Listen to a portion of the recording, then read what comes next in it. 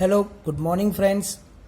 आज हम बात करेंगे हमारे यूनिट नंबर 3 के सेट थियरी के बारे में। कुछ ऐसे टॉपिक्स जिसके हमने बेसिक और फंडामेंटल्स 12th स्टैंडर्ड में पढ़े हुए हैं, तो प्लीज़ उसको दोस्तों शांति से सुनना है। ओके, उससे पहले आपके लिए एक रिमाइंडर है कि आपने अब तक जो भी टॉपिक्स पढ़े हैं या तो आपने जो भी फंडामेंटल्स देखे हैं ये चैप्टर के, उसे रिकॉल करते रहना है प्लीज़। क्योंकि ये पूरा फंडामेंटल्स जो आपने आगे पढ़ा है वो कहीं ना कहीं नेक्स्ट थियरम टॉपिक्स और एग्जाम्पल्स ये सभी में कहीं ना कहीं यूज़ होने वाला है। तो ये दोस्तों आपके लिए एक जेंटलमैन रिमाइंडर था जिससे आप लोगों को बहुत बेनिफिट होगा। दोस्तों आज हम बात करने जा रहे हैं ऐसे बेसिक फंडामेंटल ऑफ मैथमेटिक्स का जिसके अंदर रिलेशंस हम यूज़ कर सकते हैं। तो दोस्तों उसके लिए सबसे पहले हम पढ़ लेते हैं कि the classification of relation by the properties they do और do not have. We next define some operation on relation. मतलब कि आपके पास अगर ऐसी कोई चीज़ है जिसने अब तक आपने उसको रिलेशंस के अंदर एज्यूम नहीं किया है या तो वो आप समझ सकते हो, तो ऐसी चीज़ों के बारे में हम रिलेशंस सेट करेंगे और वो पढ़ेंगे। ओके दोस्तों, तो सबसे पहला रिलेशन है वो है कॉम्प्लीमेंट ऑफ रिलेशन। तो कॉम्प्लीमेंट ऑफ रिलेशन क्या बता रहा है? तो यहाँ पर हम सबको पता है कि कॉम्प्लीमेंट यानी कि एक सेट जो ए होता है उसके जो भी एलिमेंट्स है उसके अंदर से यूनिवर्सल सेट वाले एलिमेंट्स इसमें से निकल जाएंगे। जैसे कि सेट ए है हमारे पास कोई, देखिए कि यहाँ पर है, उसके सभी एलिमेंट्स यूनिवर्सल सेट में से निकल जाएंगे और फिर जो बचेगा इट्स कॉम्प्लीमेंट सेट्स। तो यही चीज़ यहाँ पे भी समझाने की कोशिश की है कि let R and S be a relation from set A to set B. मतलब कि एक आर और एस हमें दिया हुआ है which is from A to B, that's means A Cartesian B, मतलब कि A cross B. The complement of R bar R is referred to as a complementary relations। दोस्तों यहाँ पर आपको गौर करना है कि R is referred to as the complementary relation which is defined below। A complementary relation B, दोस्तों इसको A R bar B भी बोल सकते हो, और in the word you pronounce that A complementary relation B if and only if A doesn't related to B. मतलब कि ए और बी का कोई रिलेशन नहीं होना चाहिए अगर वो ए कंप्लीमेंट्री रिलेशन बी में हो तो। मतलब कि R bar is equal to A B where A B belongs to R. मतलब कि ए बी आर के अंदर होना चाहिए but that's not mean they के रिलेशन होना चाहिए। ओके दोस्तों, मतलब कि रिलेशन ऑफ कॉम्प्लीमेंट्री रेस बता रहा है कि अगर ए बी का रिलेशन है और वो कोई सेट आर में है, दैट्स मीन वो कॉम्प्लीमेंट्री में नहीं होगा। अगर वो कॉम्प्लीमेंट्री है तो वो आर में नहीं होगा। मतलब कि किसी भी एक जगह पर उसका एग्जिस्टेंस हो सकता है। अब इंटरसेक्शन की बात करते हैं। We know the word of intersection, सबने पढ़ा हुआ है। इंटरसेक्शन मतलब कि दोनों सेट के कॉमन नंबर्स, एलिमेंट्स और relations. Okay, let R and S be a relation from A set to B. Its relational terms we say that R intersection S to B। मतलब कि यहाँ पर जो R और S दिया हुआ है वो एक सेट है। मतलब कि R सेट और S सेट का एक इंटरसेक्शन मिलेगा और वो दोनों एक सेट उसके एलिमेंट्स A और B के साथ कहीं रिलेटेड हो गए। Means A is related with the B and A is related with the B in set S and in set R। दोस्तों यहाँ पर इट्स नॉट मीन के R यानी रिलेशन, हाँ हमने अब तक इसका प्रोनाउंसिएशन A रिलेशन B माना था। अब यहाँ पर इसे सेट के रूप में देखना है कि A relation B in set R, A relation B in set S। Okay दोस्तों, अब यही चीज़ होगी in the union form also. अब यहाँ पर कॉमनली बात हो रही थी, यहाँ पर यूनिवर्सल बात होगी। Union of relation let R and S, यहाँ पे भी सेम दोनों सेट दिए हुए which is from set A to B. We see that कि A relation R union S B, मतलब कि A related with the B in set R and in set S, यही चीज बताई है. बट यहाँ पर we know that if the union is exist then the word is और, and if intersection is exist then word is and.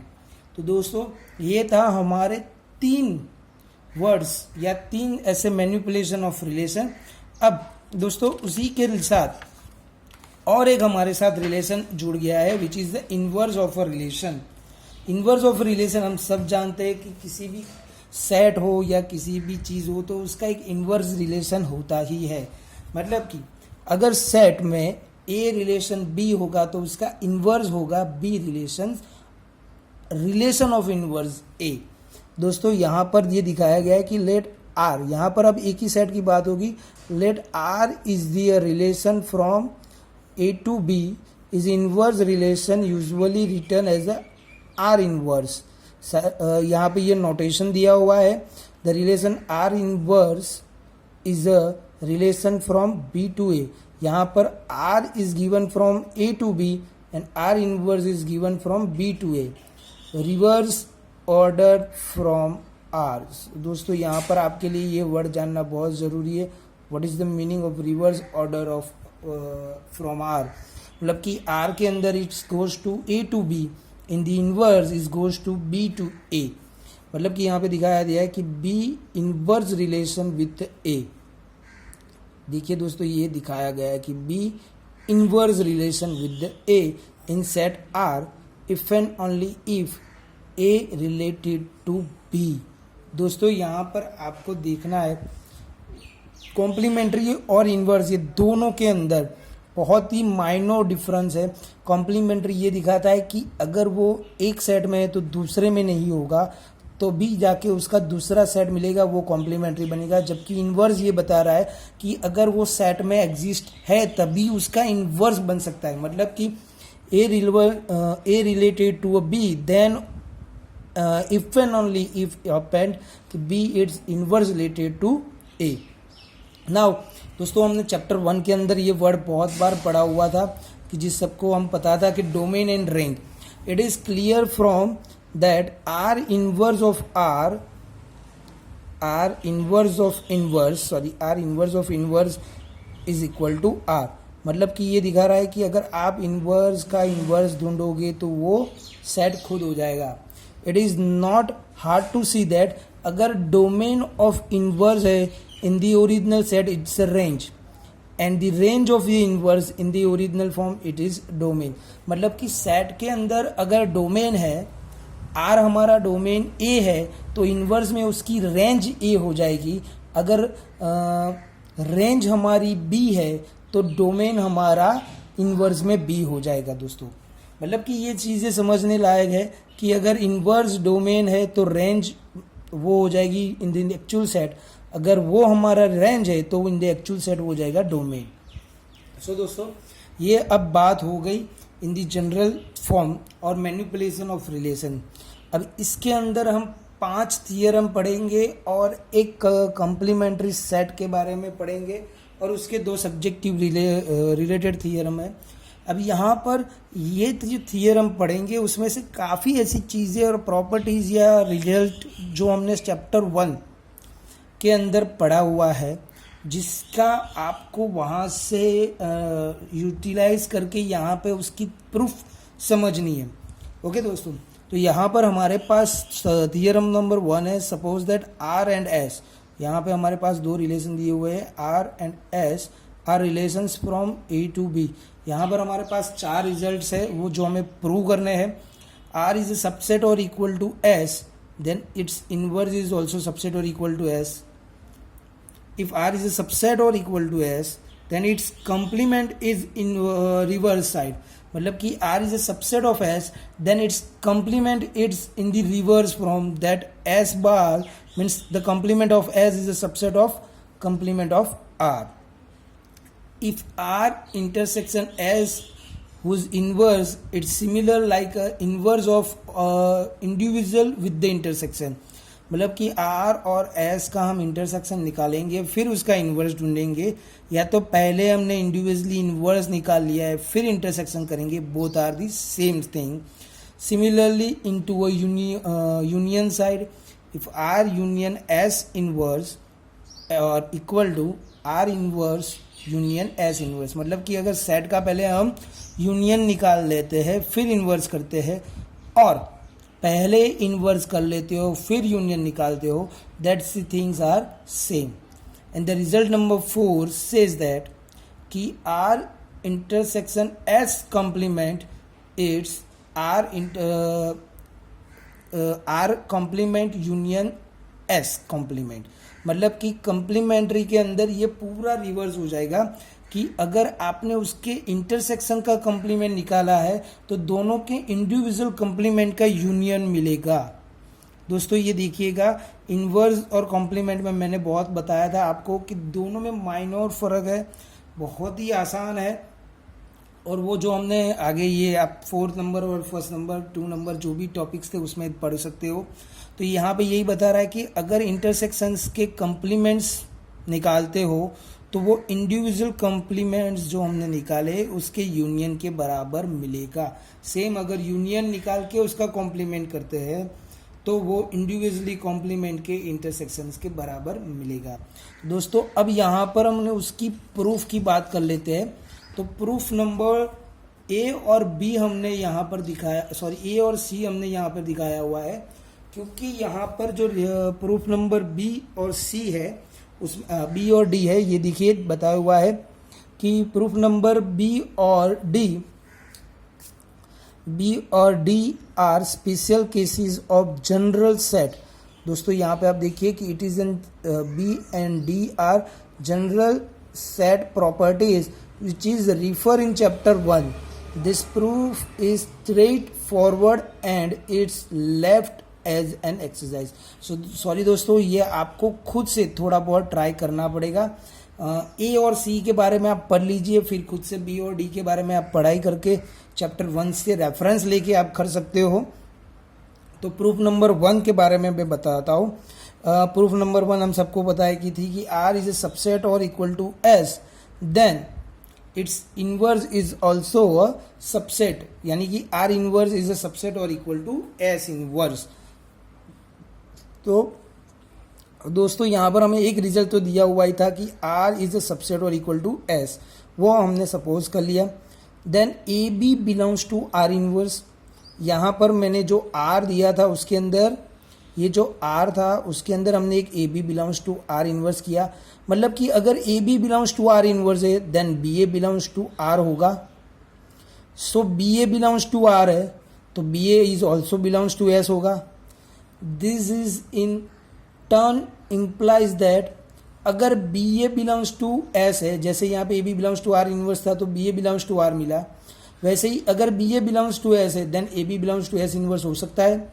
So since each element of R inverse is in S inverse, क्योंकि हमने A B belongs to R inverse assume किया था. सो यहाँ पर हमने prove कर दिया कि R inverse is a subset और equal to S inverse. So दोस्तों यहाँ पर बहुत ही इजीली हमने इससे एज्यूम किया था और भी प्रूव कर दिया है. प्रूफ नंबर बी और डी आपको एक बार ए और सी को समझने के बाद खुद से करनी है. फॉर द फर्स्ट पार्ट यहाँ पर हमने बताया हुआ है कि अगर इंटरसेक्शन ऑफ इनवर्स उसके पर्सनली इनवर्स ऑफ इंटरसेक्शन के सबसेट में होगा या इक्वल हो जाएगा, तो वही चीज़ आपको मैं बताने जा रहा हूँ कि for the first part suppose that A B belongs to R intersection S inverse, then A B से वो हो जाएगा B A belongs to R intersection S, then B A is also in R and B A is also in S, क्योंकि ये intersection का मामला है तो बी ए R में भी होगा और बी ए S में भी होगा, तभी वो इंटरसेक्शन में मिला होगा. अब B A belongs to R है then A B belongs to R inverse and also A B belongs to S inverse, मतलब कि A B belongs to R inverse intersect S inverse, क्योंकि एंड आया है तो मतलब कि ये हो गया प्रूव. हमने यहाँ पर इसको individually A B belongs to R intersection S whole inverse लिया था और A B belongs to R inverse intersection N inverse prove किया है. The converse containment can be proved by reversing steps. जैसे यहाँ पर हमने यहाँ से स्टार्ट किया था, अब यहाँ से स्टार्ट करेंगे तो रिवर्सिंग यही स्टेप्स मिलेंगे. And this reversing step says that कि R intersection S inverse is equal to R inverse intersection S inverse.